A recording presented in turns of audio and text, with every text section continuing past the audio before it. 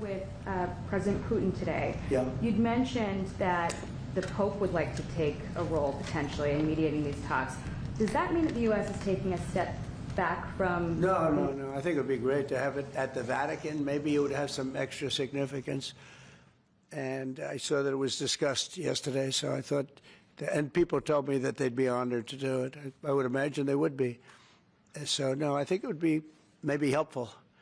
There's tremendous bitterness, anger, and I think maybe that could help some of that anger. So having it at the Vatican would be, in Rome, would be a very, I think it would be a great idea. Thank you. Mr. President, as you know, can I say... Go ahead. Mr. President, as you know, 2.5 months ago, Ukraine President Zelensky agreed to that 30-day ceasefire that's been on the table all of that time.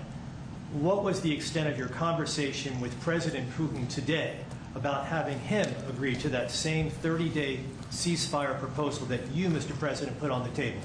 Well, what we've done, and very strongly, is we said, let's get this thing going. You know, I had many of the leaders of European nations on the line with me right after the call, and we have to get that thing solved. 5,000 young people every single week on average. And I've seen satellite pictures. You don't want to see these pictures. We'll have to see what happens.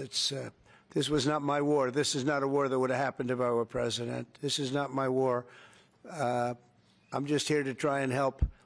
We've spent hundreds of billions of dollars on this war, and yet that's not, frankly, we made much more than that just in 4 days in the Middle East. It's a lot of money, but we do much. This is about thousands of people dying every single week. 5,000, 6,000 people dying every single week. And just like you have the relatives here, wives and children and everything, you have, these soldiers, they say goodbye in Ukraine and in Russia, and then their parents never see them again, except maybe in pictures of horrible scenes, because I've seen some scenes, I've never seen anything like it. So we're going to see if we can get it taken care of. Yeah, please. First off, our thanks to the members of law enforcement who are here, and our condolences to the families. We're very sorry for your loss. Mr. President, on Ukraine and on your call today that you had with President Putin, you said last week that you thought nothing was going to happen, no advances would be made until you and Putin got together. Do you still feel that way? I think something's going to happen. It's a got very big egos involved, I tell you. Big egos involved. But I think something's going to happen. And if it doesn't, I'd just back away, and they're going to have to keep going. Again, this was a European situation. It should have remained a European situation.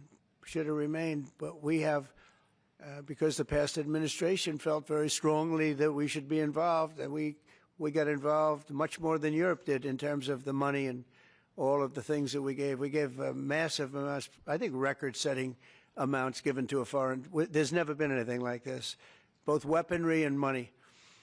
And Europe gave a lot also, but they didn't give anywhere near what we gave. We gave probably almost 3 times the amount.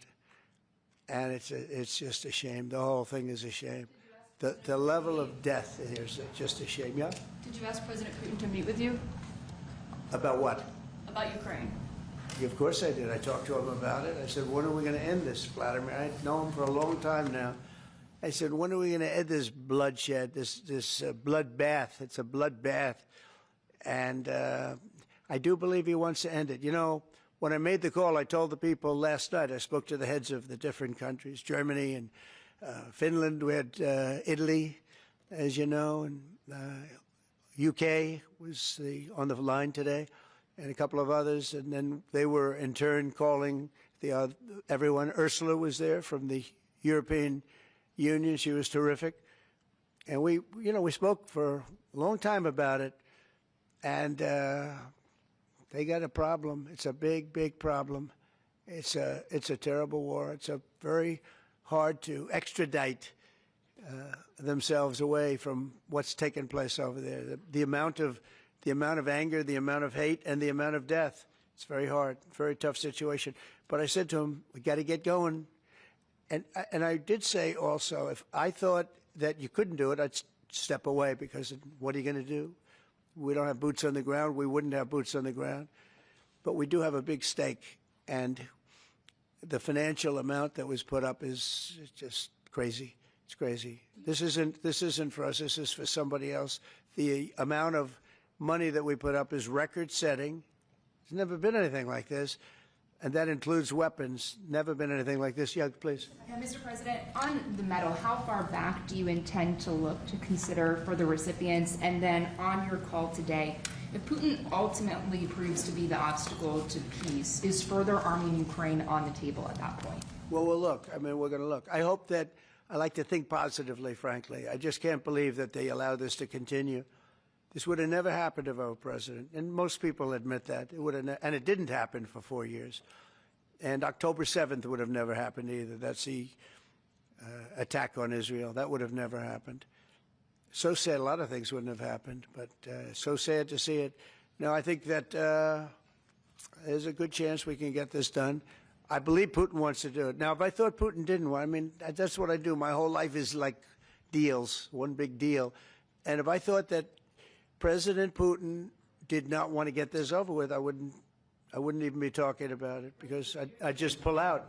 What did you hear that gave you confidence that he does want peace versus buying time? I think he's had enough. I think he's had enough. This has been a long time. This has been going on for more than 3 years. When you think, right? It's been going on for a long time. Yeah, please. Oh, thank you, Mr. President. When you implored him to stop previously, Vladimir stopped on social media, and he didn't. He just continued. I'm curious, did you bring that up with him in your phone call today? You have to talk about. Sorry. You previously on Truth Social implored President Putin to stop. You wrote Vladimir stop, and he didn't stop. Quite the contrary. I'm curious, did you bring that up on your call with him today? No, I didn't bring that up. But I did say, it's time, you got to stop this thing. And I believe he wants to stop. Look, I would be, I think, very able to tell whether or not he wanted to or what. I thought there was a very good chance, like a 50-50 chance, that he would say, I want to take the whole thing. I didn't know what he was going to say. And then they have a different kind of a problem. But I believe he wants to stop. Pretty sure. Just now about backing away or walking away if it looks like it's going to be an intractable problem. Do you have a red line in your head of what would cause you to back away? And yeah, in my head, but not something I'm going to announce. But yeah, definitely in my head I do, yeah. Exactly would that look because like? This isn't our war. This is not my war. This is not the war. I mean, we got ourselves entangled in something that we shouldn't have been involved in. And we would have been a lot better off, and maybe the whole thing would have been better off, because it can't be much worse. It's a real mess. It's a death trap. So I think that, yeah, I would say I do have a certain line, but I don't want to say what that line is, because I think it makes the negotiation even more difficult than it is. Yes, please. Mr. President, thank you all for your sacrifice. I'm so sorry for your loss and everybody. You mentioned the bloodbath you want to see end in Ukraine. You mentioned that you believe Putin wants peace, but he just attacked Ukraine yesterday. So what makes you think that he wants peace? Well, he's in a war, you know. I mean, nobody said don't. They're fighting. They're attacking each other, and people are dying all the time. He's in a war. He's fighting a war. Nobody said he was going to stop. I think, is it terrible? Yeah, it's terrible. I think it's terrible. Can you bring up President Biden? President Biden was diagnosed with cancer. The war, and then I want to ask you about reconciliation. Why haven't you increased the sanctions on Russia yet? Well, because I think there's a chance of getting something done. And if you do that, you can also make it much worse. But there could be a time when that's going to happen. Yep. Mr. President, Who's going to say with the ratings downgrade from... Do you want to respond to President Biden being diagnosed with cancer? Are you going to call your predecessor? I think it's very sad, actually. I'm surprised that it wasn't, you know, the public wasn't notified a long time ago, because to get to stage 9, that's a long time. I just had my physical. You saw that. You saw the results of that particular test. I think that test is standard to pretty much anybody getting a physical, good physical. We had the doctors at the White House and over at Walter Reed, which is a fantastic hospital, do it. I did a very complete physical, including cognitive tests. I'm proud to announce I aced it. Got them all. I got them all right. You proud of me? Yes. Your husband would be proud of me for getting them all right. It's a little risk. If I didn't get them all right, these people would be after me. It would be not a good situation.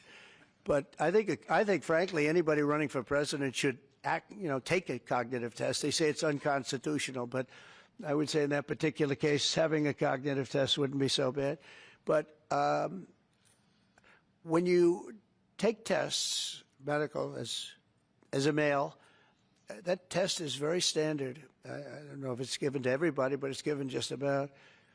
And it takes a long time to get to that situation. Now, I think, to get to a stage 9, I think that if you take a look, it's the same doctor that said that Joe was cognitively fine. There was nothing wrong with him. Well, he said, if it's the same doctor, he said there was nothing wrong there, and that's being proven to be a sad situation.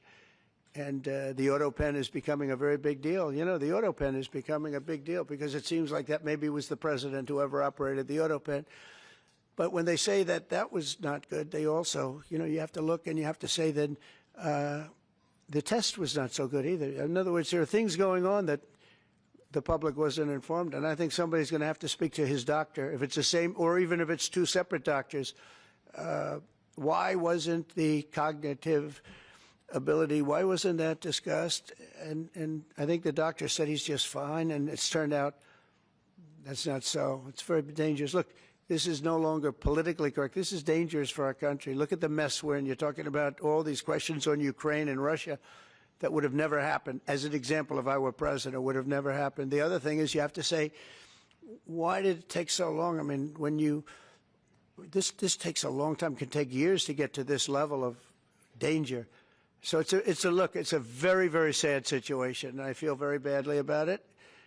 And I think people should try and find out what happened, because I'll tell you, I don't know if it had anything to do with the hospital. Walter Reed is really good.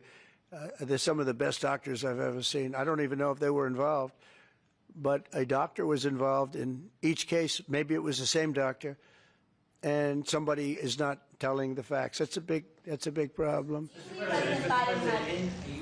President Zelensky of Ukraine says the Ukrainians are ready for a ceasefire. They're ready for peace negotiations. In your mind, is Ukraine doing enough to get this peace? I'd rather tell you in about 2 weeks from now, because I can't say yes or no. I think, look, he's a strong person. Zelensky, a strong guy, and he's not the easiest person to deal with. But I think that he wants to stop. He's, not. It's a very bad thing that's happening over there. I think he wants to stop. But I could answer that question better in 2 weeks or 4 weeks from now. I hope the answer is that he wants to get it solved. I want to thank everybody very much. And on behalf of the United States of America, we greatly honor your family and your friends and everybody that had to suffer so much. But you have some 3 great men that are looking down on you, and they're very proud right now. They're very proud. This is the Oval Office, and they're a big part of it now. They're a part of the Oval Office, the White House. And thank you all very much. Thank you. Thank you, Sheriff, for coming. Thank you very much, everybody. Thank you. Thank you.